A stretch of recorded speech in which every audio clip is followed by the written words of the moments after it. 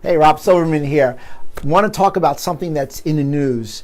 There's actually two studies in the news, but the big one is about, that just came out last night, on aspirin.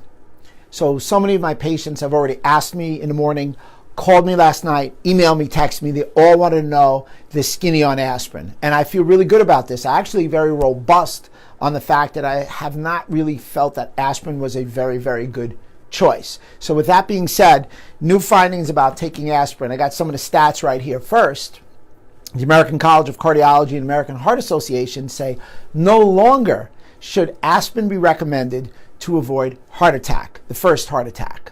Now, there's a lot of reasons why. They did a large clinical study, and in that clinical study, they had two groups, 65 to 70-year-olds that were healthy, and they split the groups. They gave one group placebo and one group the aspirin, and what they found with the group that had consumed the aspirin was they had greater mortality, less health, and more internal bleeding hemorrhages. Now, some of the other things that I can add to that is that, without question, those who take aspirin, which is a non-steroid anti-inflammatory, really gives them an increased percentage of leaky gut. So there's a much higher percentage of people that have leaky gut that take aspirin, these NSAIDs that don't. Leaky gut, leaky brain, leaky gut barrier, leaky brain barrier. So without question, aspirin is extremely deleterious. Now, most people had always thought to take aspirin and not use fish oils and things like that.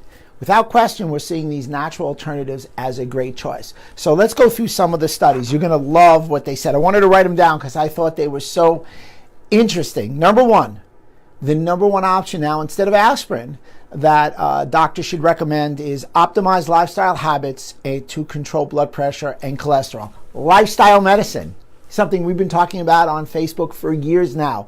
I'm extremely imbued with enthusiasm on that. We're talking about lifestyle medicine. Some of the lifestyle medicine they talked about, regular exercise. So let's get moving. As we all know, let's get those 15,000 steps. Let's start doing some body weight exercises. Let's start moving, standing instead of sitting. You always see me standing and sitting instead of sitting in my Facebooks. Maintain a healthy weight, not just a body weight, but body composition. If anybody's interested, always see somebody. We have it here. We have a cellular health body composition test that we give free on any new patient consult. It's a major, major indicator of people's overall health. So it's maintaining health, maintaining body composition, and also maintaining body composition, meaning maintaining, a good body fat to muscle mass ratio. And in addition, keeping your, what we call your visceral fat down. That visceral fat's that fat around your organs that can infiltrate your organs. And we have tests that do that. So that's number one. Number two, in addition to exercise and maintaining weight. Number three, avoid tobacco, even a vape. So smoking is extraordinarily adverse to your overall health. Limit or really shouldn't smoke. In addition, try and eat a diet high in vegetables, green leafy vegetables. This is all the recommendations that those two organizations said. And of course, eat a diet low in sugar. You've heard me say it. Sugar is a toxin. The average American consumes 160 pounds of sugar. We are a society that eats way too much sugar. And watch your trans fats. Even though I am a ketogenic diet proponent, trans fat is not a clean fat, is not a healthy fat. And you'll usually see those trans fats in French fries and donuts. So once again, the 5 things that were recommended is regular exercise, maintain a healthy diet, avoid tobacco, eat a diet high in vegetables and low in sugar and trans fat. Give you a couple other things. Another thing I would recommend is no gluten and no dairy. As we've always talked, and now no gluten, no dairy, and no wheat. Interesting, the aspirin also was shown to have no impact on the probability of suffering from dementia. So it didn't have any positive effects on avoiding all these cognitive type defects and these neurodegenerative diseases that are so prominent in America today.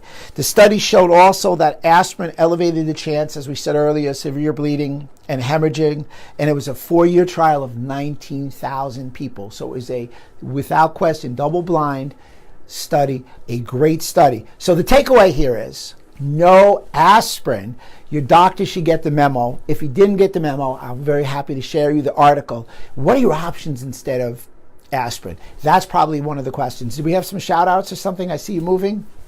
Everybody's glued in listening. That's great. A couple of the recommendations. The first one is fish oils. So fish oils are a great option to aspirin. The reason that people thought aspirin was positive, they thought aspirin was positive because it thinned blood and the such and avoided the heart attack. Fish oils are a much better choice. So you want your fish oils in a triglyceride form. The triglyceride form is 14 to 16 times faster absorbed than ethyl ester. So my favorite fish oil right now that we're using in the office is the Biotics Biomega 1000. Outstanding product, without question. Using that triglyceride form, we do about 3 or 4 grams a day. Fish oils are a great choice. In addition to fish oils, a lot of the dietary things that they suggested, we strongly recommend. So we do an anti-inflammatory, Mediterranean, ketogenic diet. Those are diets that we also recommend. We give a lot of exercise recommendations. So hopefully right there, fish oils versus aspirin, big choice. The other thing that I wanted to talk about that was in the news about 3 days ago was the good old natural egg. So there was a study that came out that now said the consumption of 3 eggs with yolks is now bad for you. So first eggs were bad, then they weren't bad, and now the literature speaks to them being bad again. The percentage of people that had an adverse effect in this study from eating eggs was really small. So the headline grabs your attention. Another thing that they really haven't studied, in that they didn't really study all the mechanisms. What else would make you unhealthy? So did you eat just eggs? Or did you eat eggs and have low physical activity, low eggs, smoking, low eggs, and an unhealthy diet? Those who ate more eggs did all of those 3 things in this study. This was a combined study. It was an observational study. It was not a cause and effect study. And it was a 17.5-year study that they took 6 different studies using a food frequency. So I'm a big believer in always adhering to good literature, and JAMA is without question an excellent publication. So I wouldn't stop eating eggs. My answer to that is, number one, I would still eat eggs.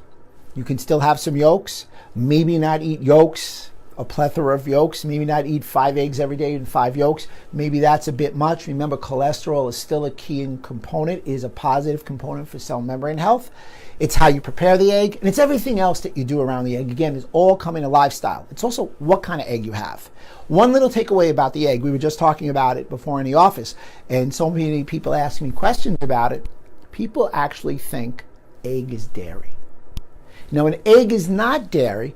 Dairy means it comes from a mammal that has mammary glands that produces milk. So that's why cheeses are dairy. Yogurts are dairy.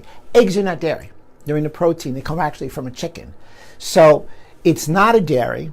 It is a high-allergy food, but it's also a basic food. We're still proponents of eating eggs. Do we have any questions on that? We have a comment from Amy. I have eggs every day, sometimes 2 yolks per day, and cholesterol is excellent.